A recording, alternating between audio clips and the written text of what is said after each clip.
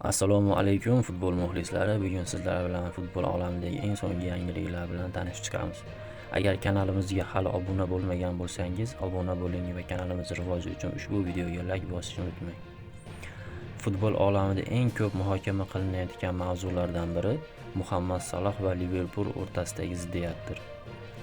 Germaniyaning Bild nashri xabariga ko'ra, Salohning klubga nisbatan norozilik kayfiyatida bo'lishiga sabab bo'lgan omillardan biri Bayerndan Florian Wirtzning transferi hisoblanadi.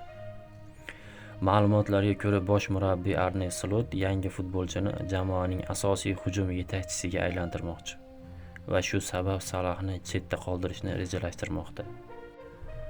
Qayd etilishicha, Liverpul rahbariyati bu ziddiyatda Arne Slotni qo'llab-quvvatlamoqda. Shu bois Salohning qishki transferlar vaqtida jamoani tark etishi kutilmoqda. Eslatib o'tamiz, Liverpul Florian Wirtzni 2025-yil yozida qariyb 140 million yevro evaziga sotib olgan edi. Joriy mavsumda futbolchi barcha musobaqalarda 20 ta o'yinda maydonga tushib, 5 ta golli uzatma amalga oshirdi.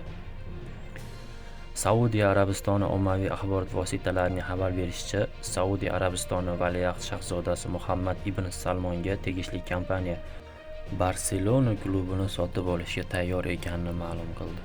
Kompaniya klubni 12 milliard yevro evaziga xarid qilish, barcha qarzlarni to'lash va mablag'ni naqd ko'rinishda taqdim etishga tayyor.